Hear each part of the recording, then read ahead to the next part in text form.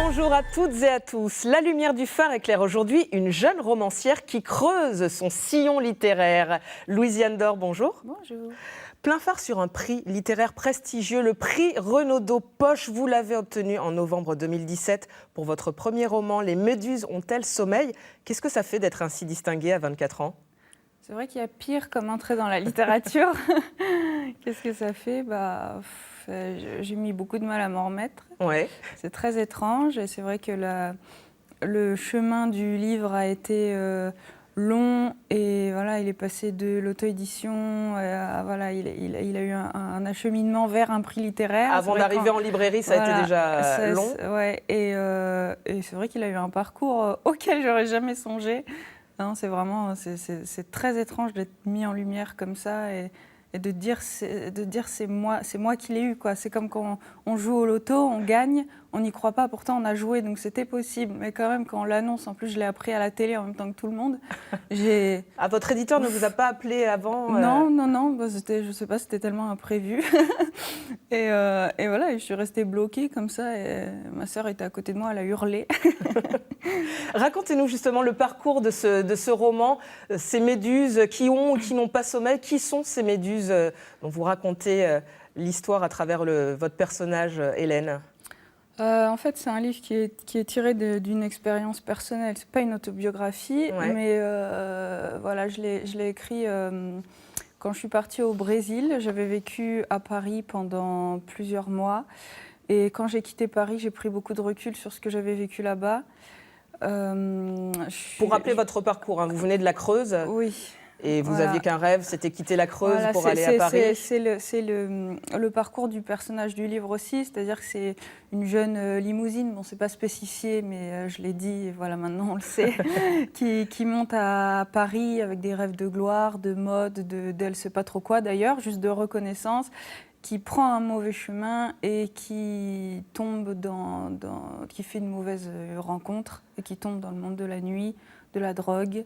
De tous les travers de la vie Voilà, parisienne. et donc les méduses, on le comprend en lisant Les Méduses ont-elles sommeil, ce sont les consommateurs de drogue.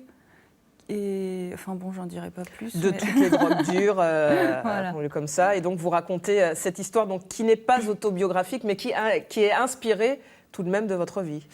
Oui, c'est-à-dire que si j'avais pas vécu ce que j'ai vécu, j'aurais pas pu l'écrire. Mais en même temps, il y a eu tout un engouement médiatique autour enfin, beaucoup ont voulu savoir si c'était autobiographique ou pas. On me pose souvent la question. J'ai envie de dire, chaque roman, je pense, est autobiographique parce qu'un écrivain n'écrit pas un livre sur un sujet qu'il ne connaît pas. Après, c'est vrai que c'est très largement inspiré et qu'il y a énormément de choses vraies dans ce livre, dont la plupart des passages d'ailleurs sont tout à fait identiques à ce que j'ai vécu moi. Après, c'est l'histoire d'Hélène, c'est pas mon histoire à moi. Vous vous appelez Louisiane. Voilà, je m'appelle Louisiane, mais bon, c'est vrai qu'elle vit à travers moi, je vis à travers elle. Plein phare sur votre succès, vous l'avez dit, c'est allé très vite sans que vous vous y attendiez. Au début, le roman a été publié sur Internet et puis un an plus tard, c'est Gallimard qui découvre votre roman et qui décide de le rééditer. Et là, on vous découvre à la sortie chez Folio du livre de poche. Déjà, comment vous avez vécu cette première reconnaissance avant même le prix ? Déjà, pour l'édition en grand format en 2016, c'était spécial dans le sens où quand tout s'est déroulé quand j'étais au Brésil, donc j'ai tout fait par correspondance. J'ai envoyé mon manuscrit là-bas, on l'a retravaillé quand j'étais là-bas. J'étais un peu isolée en recluse et je travaillais avec les éditeurs à distance. J'ai signé mon contrat quand j'étais là-bas et quand je suis arrivée en France, j'ai reçu le carton avec mes 20 livres dedans. Et voilà, et quand j'ai eu le livre dans les mains avec écrit Gallimard dessus, j'ai un peu tangué. et vraiment, la sortie en poche, c'est vraiment exceptionnel parce que c'est vrai que les folios, bon, on les voit dans toutes les librairies et voir son nom écrit dessus, c'est vraiment quelque chose c'est étrange. c'est tellement normal et tellement bizarre à la fois qu'on a un peu du mal à réaliser quand ça nous arrive, quand c'est le premier roman en tout cas. Et puis, Du coup, vous vous êtes amusé à mettre en scène ce premier roman en version poche oui. sur votre page Facebook personnelle. Vous êtes amusé à le photographier au petit déjeuner avec la confiture. On va découvrir cette photo. Ça, Voilà. c'est une lectrice qui a fait cette photo. Il y a beaucoup de gens qui le prennent en photo, qui le mettent sur Instagram et qui font des très belles photos. Vous avez fait Mais un moi concours aussi, du coup non, j'ai pas fait de concours, mais moi aussi j'aime bien le prendre en photo. avec le café. Voilà, avec le café, avec mon chat, avec. Ah, on va le découvrir dans un instant. Votre chat, attention, je fais un petit teasing dans la machine à écrire. Oui. C'est celle qui vous a servi à écrire. Oui, d'ailleurs je l'ai écrit comme ça, puis il est sorti directement. Formidable, avec, c'est magique. La couverture et tout ça, voilà. Ça, c'est... Votre chat, moustache, le bien nommé, parce qu'il a sa moustache. C'est une fille en plus. C'est une fille. Oui. Elle est un peu androgyne, mais. Ce succès en librairie s'est suivi d'un succès auprès du public. Vous avez rencontré ce public à l'occasion du Salon du Livre à Brive. Quels sont les retours que vous avez eus des gens, des vrais gens C'est étrange parce que c'est vrai que ça fait 2 ans que je communique avec les lecteurs et tout ça. Bon, les gens ne savent pas forcément qui je suis, puis communiquer sur les réseaux sociaux, c'est pas pareil. Voilà, ça reste, on est derrière un écran. Là, quand les gens viennent vous voir et qu'ils disent qu'ils ont déjà votre livre, que vous pouvez me le dédicacer, je peux prendre une photo avec vous, je vous ai vu à la télé, tout ça. Bon, c'est vrai qu'on est plongé dans le bain tout de suite et ça fait un peu bizarre. Il y a un côté, je suis une célébrité, je suis reconnue. Oui, bon, on n'en est peut-être pas encore là, mais c'est vrai que déjà le prix Renaudot, le prix Renaudot Poche, c'était déjà quelque chose d'exceptionnel. Ça m'a amenée à Brive, parce que sans le prix, je pense que je ne serais pas allée à Brive. C'était un peu imprévu. Et c'est toute une accumulation de choses qui se sont faites en un laps de temps très court. En fait, le roman, j'ai poussé le roman pendant 2 ans jusqu'à ce qu'il marche. Je voulais qu'il marche, je voulais attendre d'envoyer le manuscrit du deuxième. Je voulais attendre qu'il marche pour envoyer le manuscrit du deuxième livre qui est déjà donc en cours de préparation. Voilà, et du coup, là, ça a été un genre d'aboutissement. Et ça s'est fait très rapidement. Donc voilà, ça a été 2 ans de lutte. Et au bout de 2 ans, ça c'est tout. c'est tout venu d'un coup. Tout est sorti d'un coup, y compris les critiques des spécialistes littéraires. Le Monde des livres, on va découvrir une de ces critiques, parle d'un style percutant et poétique. Ça c'est beau. On y pense. Quand vous étiez enfant, vous vouliez devenir écrivain ? Oula, non, je voulais être coiffeuse. J'ai commencé d'ailleurs, mais ça n'a pas duré très longtemps. Je voulais être coiffeuse, maquilleuse, après je voulais être mannequin, après je voulais être...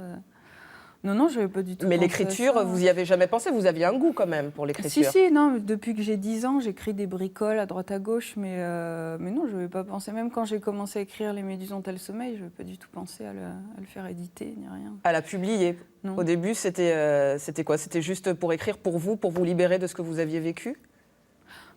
Pour moi, je ne sais pas, parce que je ne sais pas si je suis le genre de personne à faire les choses vraiment juste pour moi.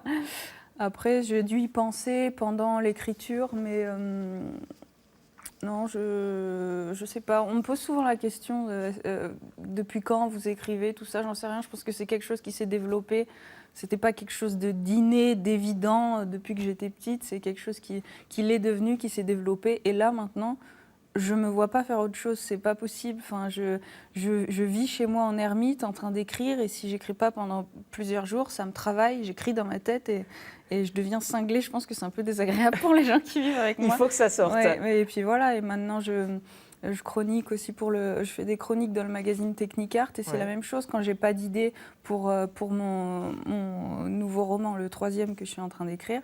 Eh ben, je vais travailler sur mes chroniques et puis je vais passer une éternité sur un paragraphe comme je le ferai sur mon roman et voilà, je pense que je sais faire que ça et je peux plus faire autre chose, c'est trop tard, je suis lancée, je ne veux plus faire autre chose. Donc je retiens que vous avez déjà 2 romans en préparation, donc c'est un de plus que ce que je pensais. Parmi les autres critiques que vous avez eues qui étaient élogieuses, il y en a une particulièrement qui vous a touchée, c'est celle d'un certain Frédéric Beigbeder, lui aussi prix Renaudot en 2009. Alors bon, là, c'était la première version, acclamons la naissance d'une poétesse de 23 ans, rien que ça. C'était sa première chronique l'année dernière, qui m'a énormément touchée parce que je m'y attendais pas du tout. En fait, je lui ai envoyé mon livre avec un petit mot. Écoutez, voilà, vous êtes mon idole depuis que je suis adolescente. Et je voulais juste vous offrir mon livre, juste parce que je sais pas, juste pour vous remercier d'exister. Enfin, c'était vraiment dans aucun but spécial. Et puis un jour, il m'a répondu, il m'a dit votre chronique la chronique sur votre livre sort vendredi dans le Figaro. Et on va découvrir votre visage à la lecture de cette chronique dans le Figaro. Vous l'avez partagé. C'est de la surprise. Magnifique, merveilleux. Ouais. Et oui, et donc il y a eu cette chronique-là, et ensuite l'année suivante, donc cette année, il en a reparlé sur France Inter. J'étais déjà très étonnée. Ensuite, c'est vrai qu'il est président du prix Renaudot, donc voilà. Je pense qu'il a, peut-être que c'est lui qui en a parlé aux autres, j'en sais rien, mais je pense qu'il a vraiment apprécié mon roman c'est l'une des plus belles des récompenses pour vous. C'est ça, c'est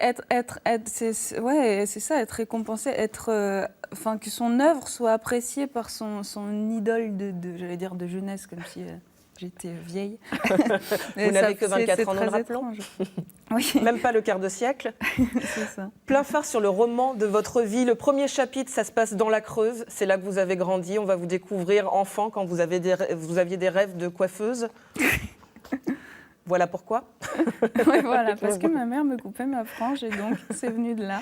Quel lien vous entretenez aujourd'hui avec la Creuse, ce département que vous avez voulu quitter quand vous étiez adolescente? J'y retourne de temps en temps parce que mon papa habite toujours là-bas. Il a une galerie de tapisserie là-bas. Et puis, c'est une région que je trouve belle et où j'aime bien aller de temps en temps. Après, c'est vrai que je suis partie quand j'étais adolescente parce que ça ne me suffisait pas. Et je pense qu'il y a beaucoup d'adolescents qui quittent la Creuse parce que ça ne leur suffit pas. Mais ils aiment y retourner. Voilà, c'est la même chose pour moi. Plein phare sur un objet que vous avez choisi de nous apporter. Oh, surprise, vous êtes romancière, vous avez choisi un livre. Incroyable. Vous allez nous dire un petit peu, on va découvrir le livre que vous avez choisi. C'était un livre de Camille Laurence. Oui. La petite danseuse de 14 ans. Ouais, c'est ni vraiment pour le livre, ni pour le titre, c'est vraiment pour l'auteur. C'est une auteure que j'aime énormément, qui fait partie de mes auteurs préférés, avec Françoise Sagan, qui est ma déesse. En fait, je l'aime beaucoup parce que je l'admire.